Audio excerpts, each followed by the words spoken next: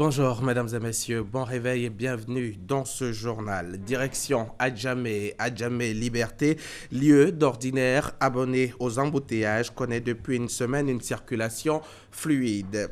Plus de vendeuses et commerçants installés à même la chaussée, plus de trottoirs encombrés de tables, plus d'installations anarchiques. Le rond-point bénéficie aussi d'un embellissement. Les riverains, eux, se réjouissent de cette action du gouvernement. Ami Sissoko. Après le passage des bulldozers, Adjamé Liberté présente un visage radieux. Occupation anarchique, insalubrité, embouteillage qui était le quotidien de ce lieu font place à un horizon dégagé. C'est très beau et facilement nous pouvons circuler. Vraiment, nous tirons un chapeau au ministre. Moi, je suis à l'intérieur. Je suis arrivé à Abidjan et je me rends compte que vraiment, aux Libertés, là, où les voies étaient encombrées, aujourd'hui, c'est vraiment dégagé. Et les piétons ont leur passage. La liberté est libre, comme le mot liberté. Pour joindre l'utile à l'agréable, des travaux d'embellissement sont réalisés. L'entretien des jardins, ça dépend de tout un chacun. Chacun doit jouer sa partition. Tu sais que tu es assis dans un jardin, ce que tu as fait, tu fais. Si tu as un sachet d'eau, après l'avoir bu, il faut l'emporter. Ils vont mettre des poubelles. Les riverains ne cachent pas leur satisfaction. On espérait un jour que l'État allait agir et finalement ça s'est fait. Et nous sommes très contents qu'on a le vent qui rentre dans les maisons, nous sommes à l'aise.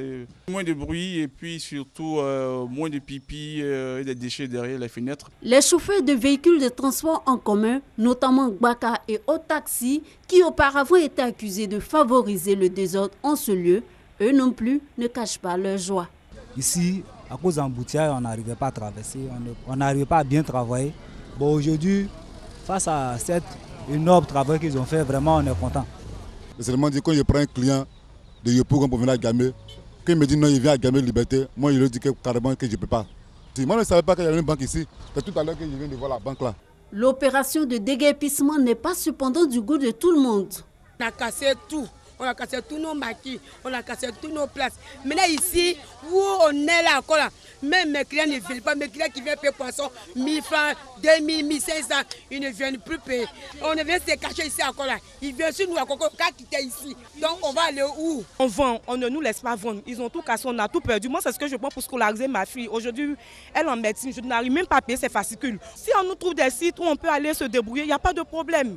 Ces commerçants mécontents ne manquent pas de squatter les lieux malgré la présence de la brigade de salubrité. Un constat s'impose. Les changements d'Adjamé Liberté sont bien appréciés, mais une inquiétude demeure. La ministre a fait du bon travail. Il faut qu'elle fasse encore parce que vous regardez vous-même, il y a des travailleurs, des commerçants qui s'asseyent, disons, au bord de la route au lieu même de s'installer dans des magasins. Et ça, c'est pas normal. Ils s'arrêtent maintenant même pour vendre et ça, c'est pas normal. Il faut que le gouvernement même prenne des mesures pour ça. L'État doit frapper fort parce que nous aussi, nous les Ivoiriens, on est notre pays propre. Je salue la ministre de la Salubrité. Je l'encourage à aller jusqu'au bout, qu'elle ne s'arrête pas comme elle avait fait la première fois. Après Adjamé Liberté, l'opération de salubrité va s'étendre au marché Gouro et au boulevard Nandiou-Abrogua. Cette étape est vivement souhaitée par la population. Vraiment, aidez-nous aussi de côté Forum aussi. On a besoin de Forum, là on doit dégager le coin là, comme ça c'est bon. Regardez comment c'est dégagé. Mosquée aussi pareil aussi. L'opération de déguerpissement des domaines publics occupés anarchiquement a été lancée le 30 juillet dernier à Adjamé. Le ministère de la Salubrité urbaine et de l'assainissement compte l'étendre à tout le district d'Abidjan et autres villes de l'intérieur du pays. Le ministère de l'Environnement et du Développement durable, lui, se dote d'un comité de développement durable. Ce comité est composé de 35 cellules et 105 personnes réparties dans toutes les directions du ministère. Sa mission, sensibiliser les agents sur les enjeux du développement et adopter des comportements appropriés. Le ministre Rémi Alakwadio a procédé à l'installation officielle du comité. L'action est conforme à la loi sur le développement durable adoptée en juin 2014 qui prévoit que tout organisme crée en son sein un comité de développement durable. Reportage Konaté Moussa. Adoptée en juin 2014, la loi d'orientation sur le développement durable prévoit la création d'un comité de développement durable dans toutes les institutions publiques, privées ou sociétés civiles. Suivant cette mesure, le ministère de l'Environnement et du Développement durable se dote d'un comité de développement durable. Sa mission, sensibiliser les agents sur les enjeux du développement durable et à adopter les comportements appropriés. Et une fois que ces agents, mais qui en réalité sont des citoyens, auront acquis en milieu professionnel les gestes qui conviennent, on est sûr qu'en milieu domestique, donc au niveau de leur maison, ces mêmes citoyens, antérieurement des agents, vont adopter les gestes qui conviennent. Et par effet d'osmose, toutes les familles, les voisins vont également adopter ces gestes-là, de telle sorte qu'on améliore les chances d'asseoir ou bien d'établir une société ayant un comportement beaucoup plus durable. Ce comité est composé de 35 cellules et 105 agents répartis dans toutes les directions du ministère. Il est présidé par le Dr Rémi Alakwadio. Les comités de développement durable ont été voulus par la loi. Nous avons besoin d'un outil, d'un instrument pour faire en sorte que le développement durable soit une réalité concrète. Il y a un intérêt certain pour l'administration à aller dans ce sens. Jusque-là, seule la primature disposait d'un comité de développement durable. L'installation de cet instrument de promotion du développement durable est prévue dans d'autres structures les jours à venir. Le club des lecteurs de l'Institut culturel français de Côte d'Ivoire a organisé hier mercredi dans les locaux de l'Institut culturel français une conférence débat sur l'œuvre de Cheikh Anta Diop et la Renaissance africaine. Cette conférence débat a été l'occasion d'une rencontre intellectuelle et d'un partage d'expériences. Connu par Gassoro. C'est 2016, 30 années que l'écrivain Cheikh Anta Diop s'est éteint. Ce savant sénégalais, dont le combat est l'affirmation de la dignité historique de l'Afrique, continue d'exercer une influence considérable sur la pensée des intellectuels africains. L'œuvre de Cheikh Anta Diop et la Renaissance africaine était au centre d'une conférence débat animée par Dr Cissé Chekna, maître assistant au département d'histoire à l'université Félix Houphouët-Boigny. Son œuvre nous invite justement à explorer de nouveaux horizons cognitifs porteur de sens pour la Renaissance africaine. Et donc il me semble important aujourd'hui, au moment où l'Afrique cherche à se réinventer, au moment où l'Afrique cherche à définir une pensée qui soit ajustée à l'action, il est vraiment important que des hommes comme Cheikh Anta Diop soient connus, soient enseignés, pour nous permettre de pouvoir articuler le présent, le passé, pour pouvoir mieux féconder l'avenir. Cette conférence débat a été l'occasion d'une rencontre entre intellectuels et un partage d'expériences. Elle a vu la participation des personnalités du monde de l'art et de la littérature. Rappelons que le professeur Cheikh Anta Diop est auteur de plusieurs œuvres littéraires, entre autres articles, l'unité culturelle de l'Afrique noire, nation, nègre et culture. Reportage signé par Gassoro Koné.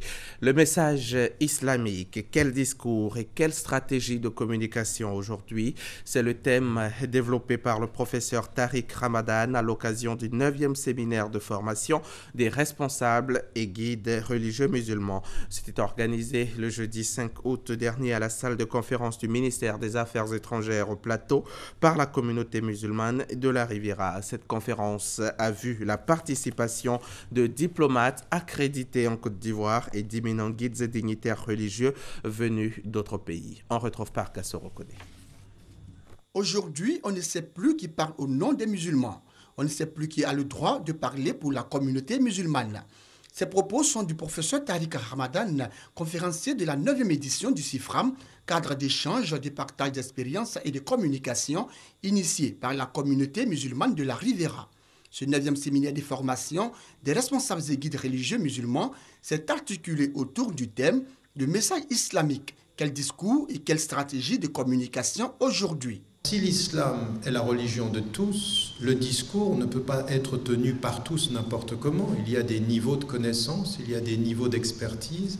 Et parfois, on donne la parole et on appelle cheikh, on appelle imam, des gens qui n'ont aucune formation et qui se permettent de parler au nom de l'islam.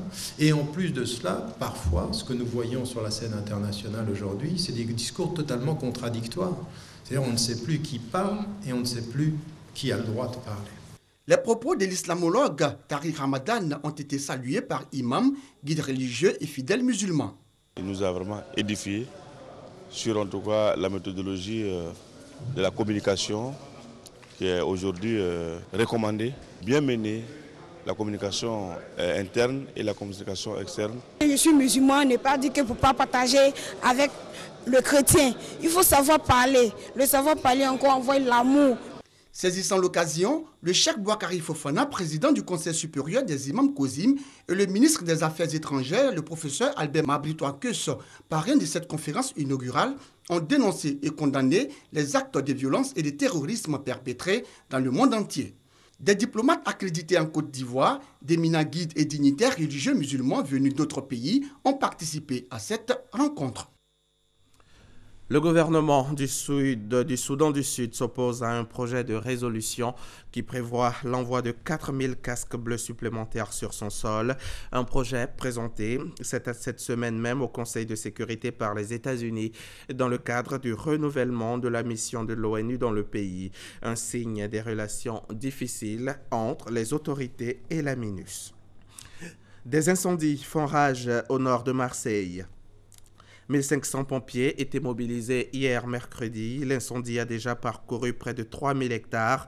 Au moins 25 maisons ont été brûlées. Le feu est attisé par la sécheresse qui touche le sud-est de la France et le Mistral, un feu particulièrement violent. Les habitants ont été évacués. Et puis pour terminer, à Alep, la population est très inquiète. Alep en Syrie, la population sait donc que la bataille entre l'armée syrienne et la coalition des djihadistes et de rebelles peut reprendre à tout moment. La Russie a annoncé un cessez-le-feu de 3 heures entre 10h et 13h locales tous les jours à partir de ce jeudi pour introduire de l'aide humanitaire dans la ville, une durée jugée insuffisante par l'ONU qui réclame une trêve totale de 2 jours. Voilà, merci de nous avoir suivis. Bonne suite de programme avec Christelle Milech.